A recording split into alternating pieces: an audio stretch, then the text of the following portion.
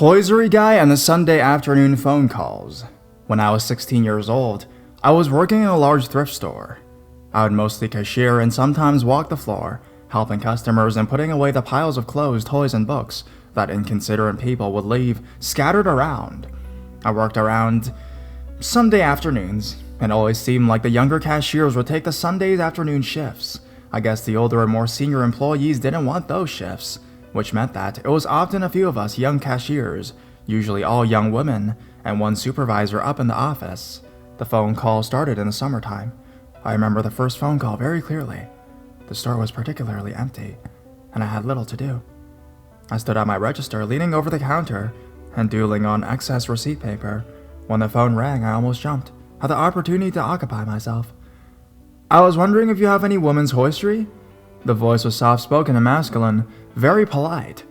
"We do have a women's lingerie section. It's hard to say that we'll have it in stock, so it's best to come in and see what we have." "I'm looking for women's hosiery for nude-colored pantyhose.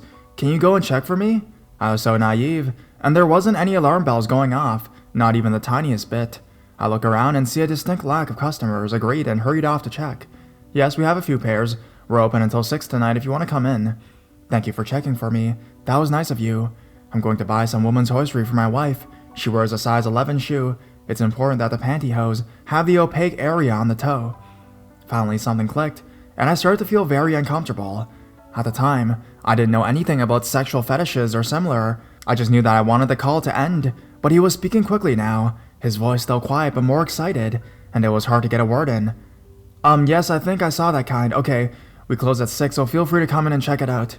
When I hung up, a coworker wandered over and asked why I was looking so confused about. I explained that some person had called asking about pantyhose for their wife. We both agreed that was kind of odd and went back to being bored. Hosiery guy, as my coworkers came to call him, was just getting started though. He called the next Sunday around the same time, and the next Sunday and the next. He began to call multiple times in one afternoon. Somehow, it was always me at the cash area answering phones when he called, when I thought it was just a coincidental coordination of my and Hosiery guy's respective schedules. He would begin every phone call with a statement, and he was looking for women's hosiery. His explanations began getting longer and more elaborate, and they were different every time. Sometimes the pantyhose were for his wife, sometimes even more creepy for his daughter, whom he had a whole backstory about what college she was going to and what she looked like. Sometimes he would slip up in describing his fantasy outfits and make it clear that he wanted to wear the pantyhose himself. I began to just know when the phone would ring on Sunday afternoons when it was him. It was so routine, I began cutting him off as soon as I could get a word in to politely and firmly tell him that we can't guarantee stock and that he just needed to come in and check for himself. Of course, he never actually came in, or we never saw any masculine people in their 30s or 40s buying women's hosiery. He just wanted to talk to a young woman about pantyhose and make her feel uncomfortable. During all this, I told my supervisor, who advised me never hang up on a customer and to always remember to be polite and do whatever I could to help. She didn't seem to understand how creepy it was, even when I told her directly how uncomfortable it made me feel. I approached her multiple times, but every time, she just shook her head and sent me back to cash. Soon, the story of Hosiery guy spread, becoming a prime source of entertainment for my coworkers. They would come running when the phone would ring to listen in and ask me about what he had been saying that day. Some girls took to picking up the phone when I saw it was him and leading him on, laughing openly as they poked fun at him for his strange fetish. He would get angry and hang up, only to call later as soon as they had left, and I was alone at the front. One Sunday afternoon, the phone rang as I was talking to one of our employees who handled donations and sorting. He saw my look of discomfort and inquired, so I explained that every Sunday this creepy guy would call, and now I had been instructed to always answer and be polite. My coworker frowned and marched over to answer the phone, but as soon as he reached the cash, the phone stopped ringing. This was highly unusual. In every other instance, Hosiery guy would let the phone ring and ring, literally for an hour or more if I didn't answer, tying up our customer line and driving everyone to distraction. It was then that I started considering that maybe Hosiery guy could see me. The cash area was lined along the front of the store, and the front wall was entirely floor-to-ceiling windows. When I was at my register, I stood with my back to the glass, well within sight of anyone in the parking lot. I started standing the other way when the store wasn't busy, and making note of which cars entered and left the lot. The thrift store shared a parking lot with two popular fast food establishments, so it was hard to tell which cars belonged to fast food employees and which belonged to customers. There was occasionally even an RV or two in the lot, and there were plenty of trees and bushes around that someone might be able to hide in. I was never able to identify a vehicle I thought might belong to Hosiery Guy, but as the weeks passed, I became more and more sure that he could see me. I would try to get a ride from a coworker whenever I could, and when I had to walk home alone, I was jumpy and walked quickly, my cell phone with 911 dialed and at the ready. As summer changed into autumn, and the days began getting shorter, I began to avoid Sunday shifts when I could, and dreading going to work. I was sick of this guy harassing me, and I didn't like the thought of him watching me or having to walk home alone in the dark. And after some consideration, keep in mind that I was a naive and reckless teenager, I decided to do an experiment. I dressed for work one Sunday in a pencil skirt, a pair of nude, colored pantyhose, and a pair of my mom's open-toed high-heeled sandals. It was an outfit that Hosiery Guy had described many times during our conversations, and just like I thought, Hosiery Guy called at the usual time, and that day he couldn't help himself. He skipped a pretense and jumped straight into praising my feet, and talking about how he wanted to run his hands all over my pantyhose-clad legs, and smell the bottom of my toes, even though I was shuddering inside, totally disgusted, turned around to face a window, and I smiled as big as I could. "I know who you are," I said, cutting off his improper erotica performance. I tried to sound confident and strong. "I can see you right now, and I'm calling the police." He hung up immediately. I didn't actually know who he was, and I wanted to stay and see which car left the lot, but my heart was pounding, and I suddenly felt very exposed. I lost courage and walked off quickly to the supervisor's office. I told her what had just happened, and he admitted that he was watching me. I insisted we call the police and file a report, and I stood my ground. So 2 police officers came. They were very kind and took all the handwritten transcripts I'd made of Hosiery Guy and my conversations, and the dates I recorded, and listened patiently as I explained how long this had been going on. Of course, they couldn't do anything about it, but they told me that there was a good chance that he was still watching from somewhere nearby, and that so he'd probably seen them enter the shop. They promised to have a car come around closing, and to drive by for the next couple Sundays. I felt much better, and since I'd sort of grown to know Hosiery Guy over the past couple months, I was pretty confident he was a coward and had been scared off. And I was right. There were no more Sunday afternoon phone calls, although Hosiery Guy remained in the mythology among the coworkers as a creepy sort of joke. A couple of guys liked to toss pantyhose at each other and mimic his voice, inquiring about women's hosiery and licking their lips. The more time passed, the more the story seemed funny or ridiculous, even to me. But even after I quit the job, I remembered how uncomfortable and vulnerable I had felt, and how creepy the whole thing was. So it's one of those things that are weird and funny, but also unsettling and creepy. The most ridiculous thing of all is that no one would have cared if this guy had just come in and bought some pantyhose for himself. Like I knew he really wanted to. I wouldn't have cared. I guess he'd been really messed up and probably hurts, but the combination of his fetish and his total lack of self-control or respect for other people combined to make Hosiery Guy. And so I pity him, but I wouldn't defend him.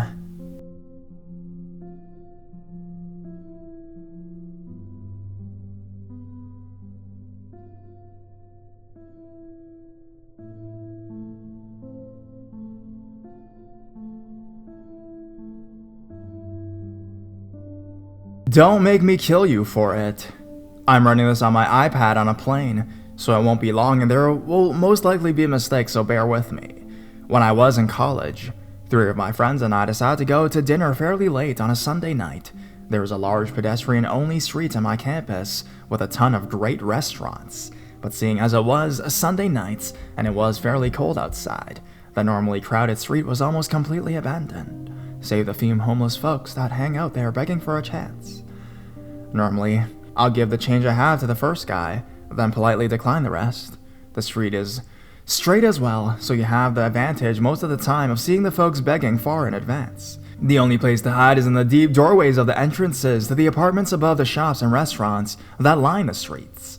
As we're walking, I'm probably only 3 or 4 blocks from the restaurant. Sure enough, we hear a gruff voice from one of the doorways. "Hey guys, I really need $2.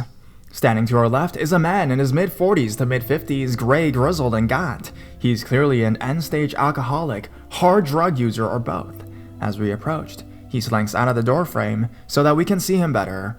We don't slow down and politely decline, letting him know we'd already given our change away. He starts following us, noticeably irritated. "Come on, I need $2. That's only 50 cents from each of you." While his math was spot on, we were starting to get nervous because we were four idiot kids, none of whom were particularly intimidating, large, or strong, and he was clearly a desperate man. He also started staggering along behind us. $2 guys, come on! At this point, we were definitely walking faster, but not running yet, and he was only 6 feet behind us. We were glancing at each other nervously and laughing nervously. Then, in a calm, completely matter-of-fact voice, he said, "Don't make me kill you for it." I was wide-eyed as he dove at my friend, who was the closest, legs. Luckily, my friend, an incredibly quick soccer player, stepped out of his outstretched arms. I'm not particularly fleet of foot, but the 3 blocks between us and the restaurant evaporated in only a few seconds as we took off at a dead run. To this day, I still live in the same town and still walk down the same street, and I've never seen him again, and I definitely do not want to.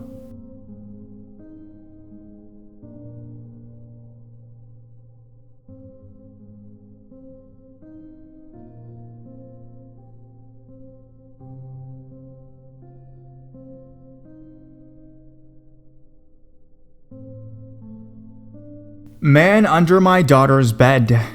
This happened about 6 months ago. I was 22 years old at the time, and my daughter was only 4 years old.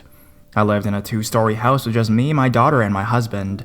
I was taking at-home classes to be an iPhone specialist, starting at 5 p.m. and ending at 10 p.m. Monday to Fridays.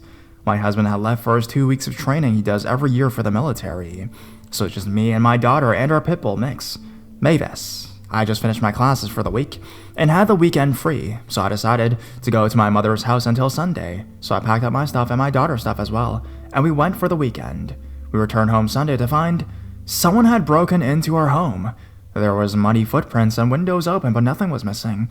I was going to call the police, but my sister's husband explained that the cops wouldn't do anything. Nothing happened that night. But the next day, my mother came over to pick my daughter up so I could do my classes without worrying what she was into. They left, and I went to watch the class upstairs. I put headphones on so I can hear my instructor teach the class, but swear I keep hearing stuff downstairs. I even texted my mom and told her I heard stuff downstairs and it was creeping me out. But she assured me it was probably just Mavis because everything was locked up tight, and no one could get inside. I'd agreed, thinking I was probably just freaking myself out. I continued listening to my instructor teach, and I swear, I heard footsteps on the stairs, so I hurry up to take my headset off and listen. I didn't hear anything. I walked down the stairs and didn't see anything either, so I went back to class. At 10 p.m. my class was over, and my mom decided to just keep my daughter for the night. I was doing my homework with Mavis upstairs with me, and all of a sudden, she started barking and growling and ran down the stairs. Now, Mavis usually barks and growls at the slightest noise outside, but I didn't think much of it, but decided I should check it out because of what happened while I was at my mother's, right? Again, nothing out of the ordinary, so I went back upstairs. I was finally done with my homework, and it was about midnight. So I went downstairs and called my mom like I do every night. We were talking, and I decided I opened my daughter's door and peeked my head in. I don't know why I did this, because my daughter was at my mom's for the night. Just a habit, I guess. I should have mentioned earlier that when you look in my daughter's room, her bed is on the far wall, a good ways away from the door, so you can clearly see under her bed. So I opened the door, and to my horror, a man was under her bed. I just froze and didn't move, just stood there in shock. After what felt like minutes, I slowly shut the door and whispered into the phone to my mom that there was a man in my house under my daughter's bed. My mom was terrified, and she screamed at me to get outside and stay on the phone with her, while she had my brother call the police. So I ran outside with Mavis and waited for the police to arrive. After 3 minutes, they came and searched my house and found no one. But they discovered my bathroom window was open, and they happened to shine their light at the living room window, and I could clearly see 2 huge handprints where they slid the window down.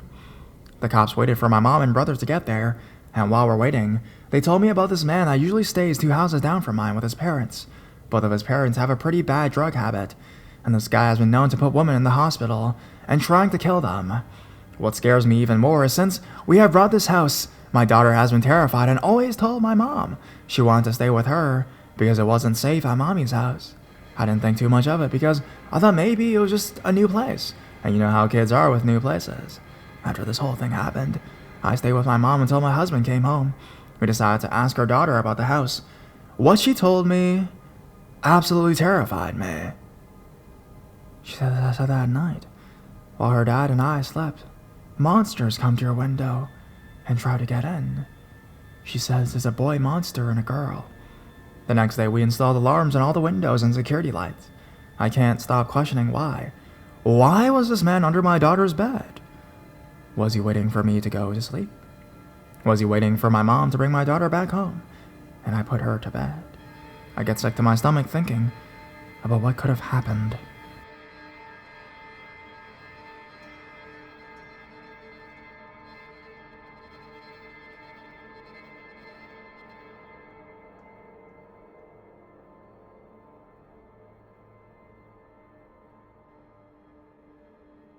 You leave me alone. It was the first really fine warm night in March, and everyone in the building had their windows open. It was the year 1998, and I shared a third-room apartment in Denver's Capitol Hill neighborhood with my good friend, Simon. The neighborhood was still in the process of gentrification, but we were only a block away from Colfax Avenue, and parts of it were still a bit sketchy. It wasn't unusual for 2 a.m. to be heralded by a parade of drug and alcohol-fueled weirdness as the bars closed down. Even some of our neighbors in our 6-story apartment building were clearly not right. In short, it felt safe enough by day, but I didn't go out at night alone, and I was glad to have a roommate like Simon. That Sunday in March was gorgeous. It was one of those clear spring days where Denver felt clean and bright and relaxed. We were glad to have been able to open up the windows and air out the apartment. But aside from that, it was an unremarkable day. My boyfriend came over and we enjoyed the weather, hung out with Simon, and eventually turned in for the night. It was a few hours after midnight when my boyfriend and I awoke to the sound of a voice in the street outside. A clear, accusing, and remarkably ringing voice was repeating a weird refrain. You leave me alone. Leave me alone. You leave me alone. We jumped up from the futon, fumbled for our glasses, and went to the window. My first assumption was that someone was getting hassled, and that we might need to call the police. But as we knelt by the window, we saw a lone figure walking down the middle of the street. He was calling out in that strange, ringing voice of his, You leave me alone! You leave me alone! He stopped right below our window, still calling out. His attention seemed to focus on a window a few floors above us. As we watched and listened, I heard Simon moving around in the next room, and I heard the upstairs neighbors tumble out of bed and stumble to their window. A few lights were switched on, filtering a dim glow out onto the sidewalk. The entire north side of our building was waking up. You leave me alone! Leave me alone! You leave me alone! Suddenly another voice rang out, angry but fuzzy. Hey, shut up and go home, it's Sunday! We need to sleep! The man's head swiveled to the right, and he raised his arm, pointing up at another window. I see you in the window. I see you in the window light. Leave me alone. Leave me alone or I'll shoot you. I'll shoot you from here. He delivered the threat in the same accusing cadence. Turning his attention back to the window above us, he went back to his original rant. It was abundantly clear that he wanted to be left alone, but the rest was completely incoherent. Leave me alone. You set an example. I know what you do. You leave me alone. Children are influenced. Children know what you do. Leave me alone. Set an example. You should be ashamed. You leave me alone. Then, out of nowhere, a figure appeared from round the corner of our building, sprinted over to the man and clocked him once on the ear. The man stumbled a few paces back. Without a word, the assailant sprinted back around the corner. Leave me alone! The man turned and walked away. Leave me alone! You leave me alone! The man walked off into the night, his voice growing fainter. Leave me alone!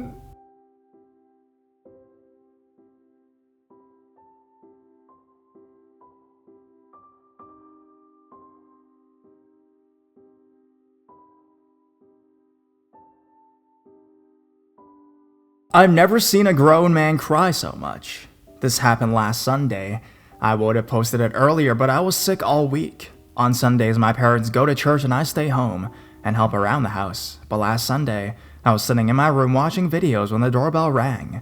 We rarely get visitors, but I thought that the person knew I was home because the front light was on. So I walked down the stairs and opened the door and see this bald man with dirt and scars on his face. I started to feel bad even though I didn't know why he was at the door, so I looked at him and asked, can I help you with anything?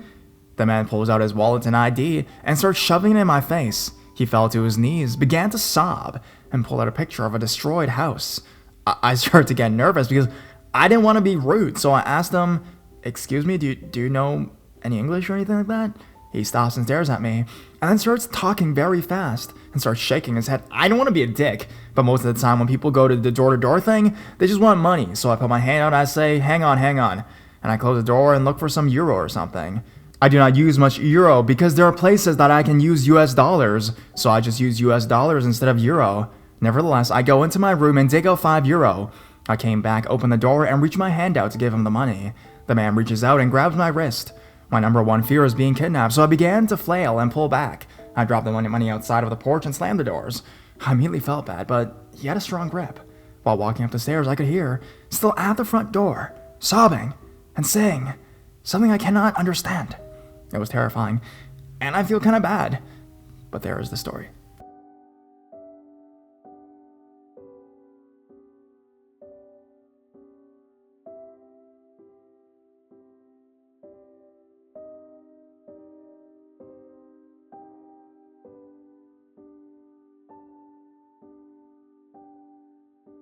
The Singing Lady. I live in Florida, and this incident happened about 3 weeks after Hurricane Irma, so not that long ago. Back in July, the ex and I just finished the divorce, and I moved into a gated neighborhood where every house was rented out by the same rental company or landlords. It is a very small neighborhood with about 15 houses tops. All 15 houses are bordered around a man-made lake with the backyards facing the lake. No one really has a fenced backyard. When you walk out your back door, you see the lake in front of you, and your neighbor's backyard on each side of you. Everyone in the neighborhood seemed very, very close. Someone was always hosting a family-friendly party or barbecue, or having people over to watch sports. I was and still am depressed about my divorce, so I never partook in these social gatherings. The only person I got to know was my next-door neighbor, Steve, an active Navy soldier with a huge love for guns. Steve is the true hero in this nightmare. My daughter Alice is 4 years old, and I get her every weekend. Alice's bedroom window faces the backyard towards the lake. I spoil that girl to death. She truly is my everything, and I count down the days to the weekend every week just to be with her. That's why I was upset when Irma came, and I had to go almost 3 weekends without seeing her.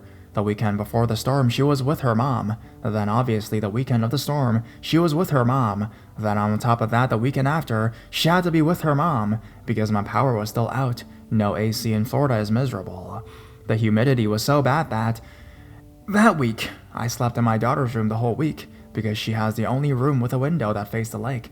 I opened the window, exposing just the window screen, so the wind from the lake could cool the room as much as possible while I slept. Eventually, the power comes back, and Alice starts visiting me again like normal. That was when the nightmares started. My daughter would complain about the singing lady, and how she doesn't like her anymore. I thought maybe she was referring to one of my ex's friends or one of the teachers at her school. Maybe there was a teacher at her school that sang to the kids that she didn't like. That Saturday night, Alice woke up in the middle of the night screaming bloody murder. I ran into her room and turned on the light and found her hiding under the covers. I asked her what was wrong, and all she could do was point at the empty corner of the room and say, "Look, look!" There was nothing there. She was acting as if she saw a ghost.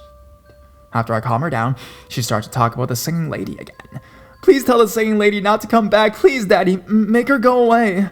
Obviously, she is having nightmares, right?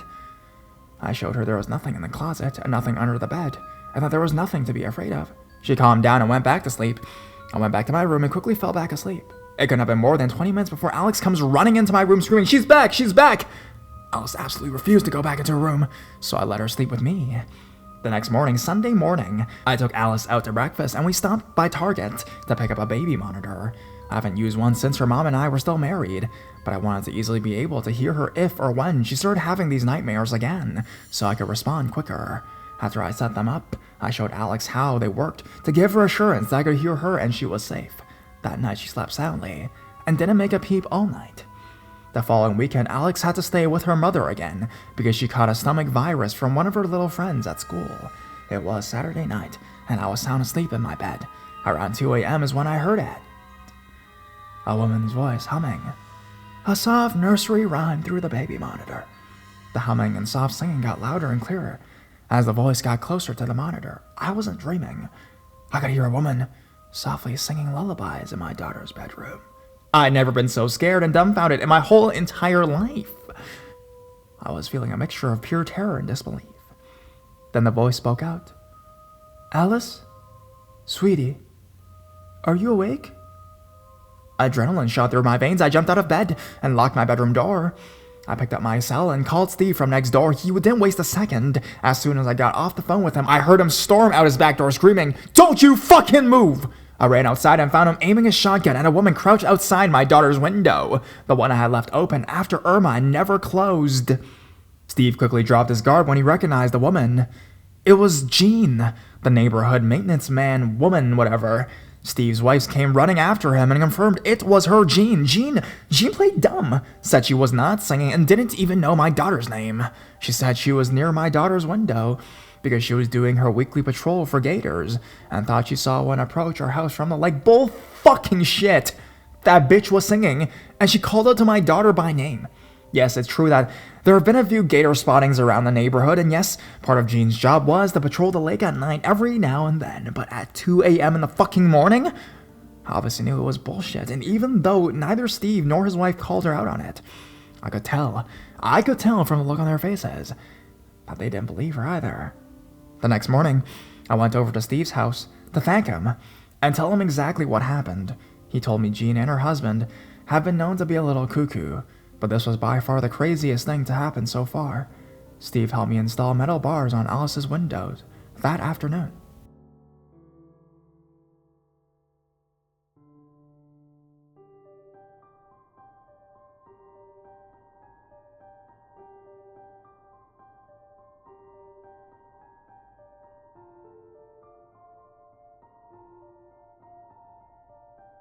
Cat prowlers.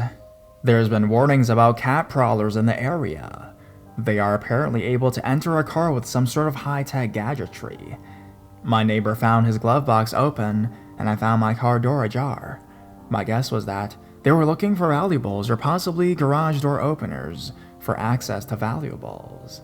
I don't keep anything important in my car, so I guess that it wouldn't happen again, considering that none of the cars were stolen for a joyride, parts, etc., and my car is simply an '06 Saturn Eon, hardly valuable. Then this past Sunday morning, I noticed my car smelled like cigarette smoke. I found a used cigarette butt on the mat below. The smell of smoke dissipated fairly quickly. What's been unnerving me is that I've realized that I found oddities in the past well before the warning about car prowlers, but I didn't pay full attention to it, but I simply thought it was weird. I find my car seat pushed back all the way to the back. I'm 5'2", so I don't move my seat, or adjusted. My mirrors moved around. It was all moved around to suggest someone who was much taller than me had been spending at least one Saturday night, and in previous instances different days, in my car. Basically, someone's been hanging out in my car for some time now. It seems that recently they're making it more obvious that they are. I'm guessing that it's a silly teenager who got hold of a said gadgetry. Don't even know where to begin on what said gadgetry could be used, and they're becoming more bold, or at worst, I have a creepy stalker or whatnot who wants me to know what they've been doing. Either way, I found it really creepy,